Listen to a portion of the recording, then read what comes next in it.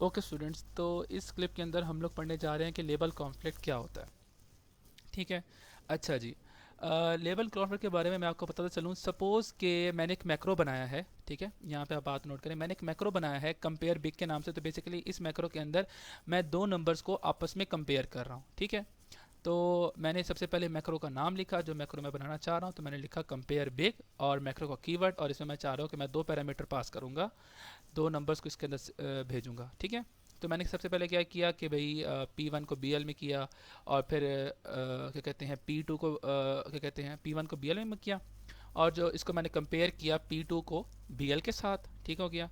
और क्या कहते हैं फिर जो है मैंने यहाँ पे एक और काम कर रहा हूँ कि CL को जो है मैंने ज़ीरो भी दे दिया। ठीक है। असल में मैं ये चाह रहा था कि जब मेरा प्रोग्राम रन हो तो वहाँ पे बाकायदा डिस्प्ले भी हो जाए कि कौन सा जो है वो बड़ा है, और वो उसके साथ लिखा हुआ आ जाएगा, और कौन सा छोटा है। ठीक है।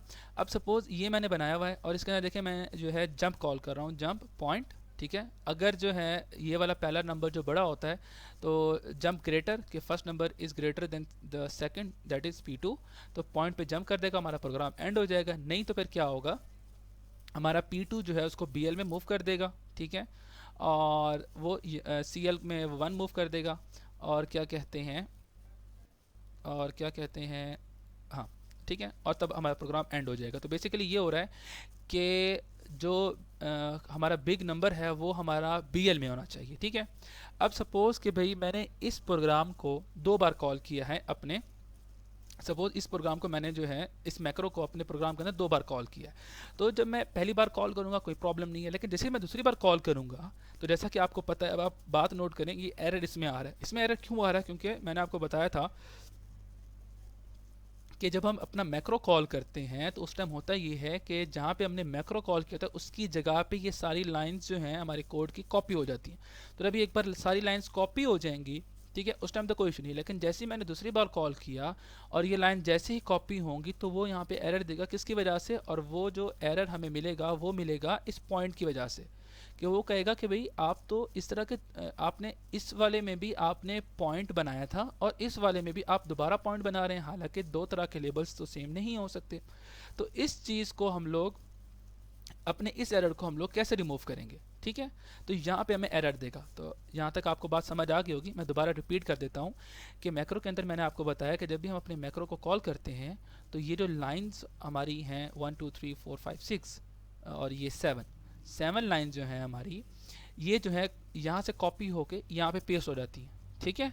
तो जब यहाँ पे पेस्ट होंगी तो जब यहाँ पे पेस्ट होंगी तो हमारा ये जो पॉइंट है लेबल यहाँ पर बन चुका होगा। ठीक है। जैसे ही मैं दोबारा इसको कॉल करूँगा तो यही कोड वापस पेस्ट होगा। जैसे ही पेस्ट होगा तो हमारे कोड के अंदर दो बार पॉइंट के लेबल बन जाएंगे, जो कि पॉसिबल नहीं है, क्योंकि प्रोग्राम तो फिर कंफ्यूज हो जाएगा भी उसने किस पॉइंट पे जाना है, इधर इस पॉइंट पे या उस पॉइंट पे। तो यहाँ पे जो है एक एरर हमारे पास जनरेट हो जाएगा। तो इस एरर को रिजॉल्व करने के लिए हमारे पास एक कीवर्ड है जो कि है लोकल।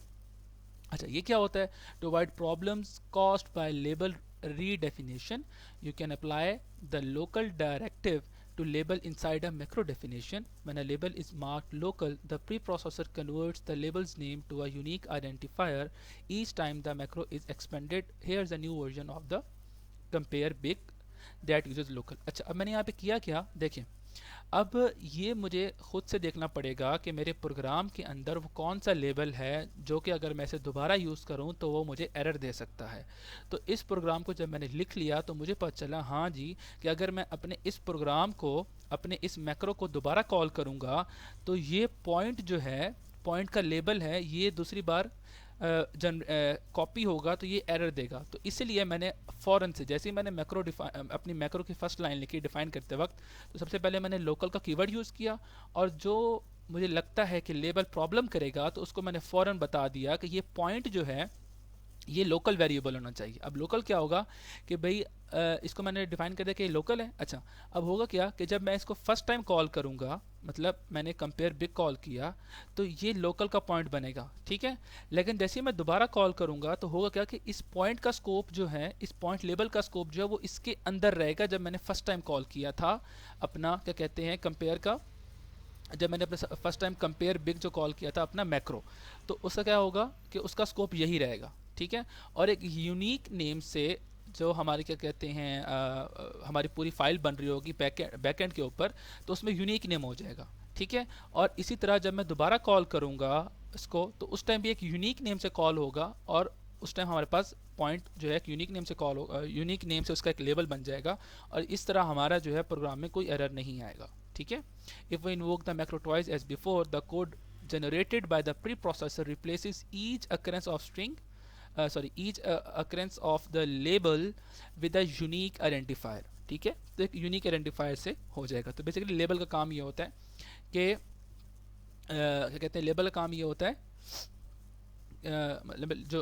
लेबल कॉन्फ्लिक्ट क्या था कि लेबल जो है हम जो लेबल है वो बार बार एक लेबल था, जब भी हम अपना क्या कहते हैं मैक्रो को क्या कहते हैं, हम अपना मैक्रो को जब कॉल कर रहे थे, तो उसमें जो है एक लेबल जो है वो मैक्रो को बार बार कॉल करने की वजह से वो कॉपीज़ बना रहा था। तो उस कॉन्फ्लिक्ट से बचने के लिए हम लोगों ने लोकल का कीवर्ड यूज़ किया, और उससे हमारे लिए आसानी ये हुई कि क्या कहते हैं यूनिक आइडेंटिफायर जो है वो बनेंगे, और उससे जो है हमारा ये प्रॉब्लम नहीं आएगी। अच्छा जी, तो उम्मीद है आप सब लोगों को इतनी चीज़ें समझ आ गई होंगी। तो चलते हैं हम लोग अपने टास्क की तरफ।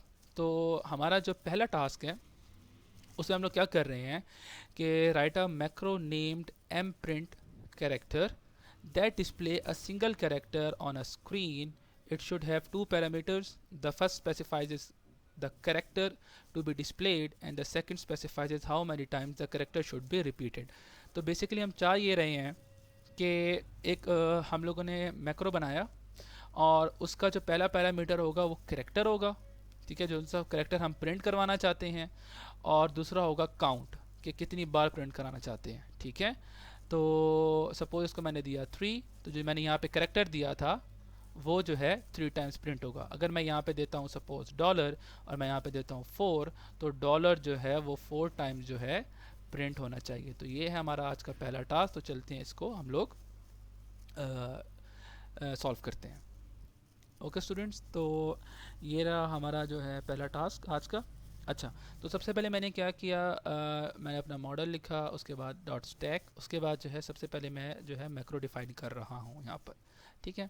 तो जैसा कि प्रॉब्लम में कहा गया है हमें कि एम प्रिंट कैरेक्टर के नाम का होना चाहिए, तो फिर एम प्रिंट कैरेक्टर के नाम का जो है मैंने मैक्रो बनाया और मैक्रो का कीवर्ड दिया। जैसा कि बताया गया है क्वेश्चंस के अंदर, स्टेटमेंट के अंदर, कि हमारे पास क्या होने चाहिए, 2 पैरामीटर्स होने चाहिए, ठीक है। पहला जो है कैरेक्टर होना चाहिए, दूसरा जो है जो कि काउंट बता रहा होगा, जो कि काउंट ले रहा होगा, ठीक है, कि हमने कितनी टाइम जो है उसको प्रिंट करना है।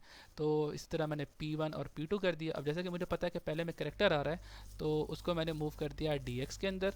और जैसा कि पता है कि जितनी टाइम्स हमने प्रिंट करना है, तो बेसिकली यहाँ पे लूप की बात आ रही है, तो उस P2 को मैंने CX में मूव कर दिया, क्योंकि हमें पता है कि जब भी हम लूप कॉल करते हैं, तो जो हमारा काउंटर होता है लूप का, वो CX को देख के उतने टाइम चलता है और डिक्रीमेंट होता है, ठीक है।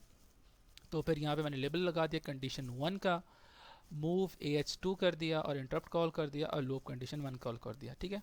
अच्छा, तो ये मेरा मैक्रो बन गया। अच्छा, मैं एक और मैक्रो बना रहा हूँ जिसमें बेसिकली सिंपल जो है जब भी मैं उसमें अपना मैसेज 1 दूंगा तो वो मुझे प्रिंट कर देगा। तो इसलिए मैंने प्रिंट लिखा, मैक्रो का कीवर्ड यूज़ किया और पैरामीटर P1 दे दिया उसे, ठीक है। ये कोई भी हो सकता है, P1 हो सकता है, आप P2 कर सकते हैं, आप इसे Z1 कर सकते हैं, आप खाली Z कर सकते हैं, जो कुछ भी आपको अच्छा लगे। और मूव AH, मैंने स्ट्रिंग को असल में प्रिंट करवाने के लिए तो मैंने AH में 9 मूव कर दिया, और LEDX में अपना P1 पास कर दिया और इंटरप्ट कॉल कर दिया, ठीक है। अच्छा, तो डॉट डाटा के अंदर आ जाएं, तो मैंने वही 2 स्ट्रिंग्स जो बनाई थी, एक एग्जांपल मैं सबसे पहले शो कर रहा हूँ कि एग्जांपल, वैसे आप एग्जांपल के लिए टास्क करना जो आपकी मर्ज़ी है। उसके बाद जो है मैं असल में डिस्प्ले कराना चाह रहा हूँ कि ये मेरा क्या कहते हैं मैक्रो है, और पहला जो है कैरेक्टर होगा और दूसरा जो है काउंट होगा, ठीक है। अच्छा, तो अब आप ये देखें, ये मैंने अपना पहला मैक्रो जो था प्रिंट, ठीक है, और मैसेज 1, ठीक है। इससे पहले देखें कोई कॉल मैंने नहीं कॉल किया हुआ, मतलब कोई कॉल का कीवर्ड यूज़ नहीं किया हुआ। तो ये जो प्रिंट था, मैंने प्रिंट अपना मैक्रो कॉल किया और उसमें मैसेज 1 जो है वो पास करते। अब होगा क्या इसकी जगह पे कि इस लाइन की जगह पे बैकएंड पे जो है ये सारी जो 3 लाइंस हैं वो यहाँ पे पेस्ट हो जाएंगी, ठीक है। अच्छा, अब बात नोट करें कि इस प्रिंट के अंदर एज सच कोई लेबल मैंने यूज़ नहीं किया, तो इसलिए मैं जब दूसरी दफ़ा भी कॉल कर रहा हूँ तो मुझे कोई प्रॉब्लम नहीं हुआ, ठीक है। और मैं आपको इसको एक बार, अच्छा मैं रन करके बाद में दिखाता हूँ यहाँ पे मैंने अपना एम प्रिंट का कॉल किया और उसमें जो चीज़ सबसे पहले मैंने बताया था कि करेक्टर, तो मैंने यहाँ पे करेक्टर दिया हैश का, और काउंट मैंने दिया कि 3 टाइम्स। तो होगा क्या है कि यहाँ पे जो है P2 में 3 आ जाएगा और P1 में जो है मेरा हैश आ जाएगा, तो यहाँ पे प्रिंट हो जाएगा। ठीक है, और सबसे पहले हैश प्रिंट होगा। ठीक है, इंटरप्ट से प्रिंट हुआ, फिर लूप काउंट हुआ तो CX में वैल्यू 3 थी तो अब 2 हो जाएगी, उसके बाद फिर प्रिंट हुआ, फिर वापस कॉल होगा CX, तो अब 1 हो जाएगी और फिर कॉल होगा। ठीक है, अच्छा, और ये मूव एच जो है हम प्रोग्राम को एग्जिट कर रहे हैं। ठीक है, अब यहाँ पे जो है मैं एक बार आपको रन करके दिखा देता हूँ कि हमारी जो है वो आउटपुट क्या आती है। तो ये हमारी जो है वो आउटपुट आ गई। ठीक है, अच्छा, अब आप बात नोट करें कि मैंने प्रोग्राम के अंदर जो है सिर्फ एक बार जो है एम प्रिंट को कॉल किया। ठीक है, अगर मैं यहाँ पे एम प्रिंट को दोबारा कॉल करूँ तो मुझे एरर देगा। उसकी रीज़न ये है कि यहाँ पे मैंने जो है कंडीशन 1 के ऊपर लोकल यूज़ नहीं किया। ठीक है, अब आप बहुत बात नोट करें कि यहाँ पे जो है अगर मैं लिखता हूँ कि एम प्रिंट CHAR, और मैं चाहता हूँ कि यहाँ पे मैं लिखूँ ये, और यहाँ पे मैं लिख देता हूँ 5, तो अब मुझे यहाँ पे एरर देगा। अभी हम देख लेते हैं। तो इसको मैंने कंपाइल किया तो ये देखें, डुप्लीकेट डिक्लेरेशन ऑफ कंडीशन 1। तो उसकी वजह ये थी कि जब यहाँ पे ये चीज़ रन हुई तो उसने ये जो हमारा कोड था उसको यहाँ से कॉपी करके प्री प्रोसेसिंग के टाइम यहाँ पे पेस्ट कर दिया। ठीक है, जब इसकी बारी आई तो इसकी बारी भी जब उसने यहाँ से कॉपी करके पेस्ट किया तो उसे पता लगा कि ये चीज़ जो है कि तो रिप्लेस हो रही है। तो इसके लिए हमें क्या करना पड़ेगा, अपने प्रोग्राम को यहाँ पे लिखना पड़ेगा लोकल। ठीक है, और यहाँ पे मुझे बताना पड़ेगा कि कौन सी चीज़ है जो कि लोकल होनी चाहिए, तो वो है जी मेरा COND1।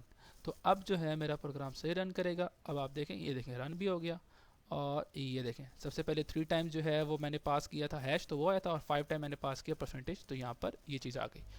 तो यहाँ पे जो स्टूडेंट्स हमारा पहला टास्क जो है ख़त्म होता है। तो इंशाल्लाह नेक्स्ट वीडियो के अंदर हम लोग जो है नेक्स्ट टास्क की तरफ चलते हैं, नेक्स्ट क्लिप के अंदर। तो इंशाल्लाह मिलते हैं नेक्स्ट क्लिप के अंदर।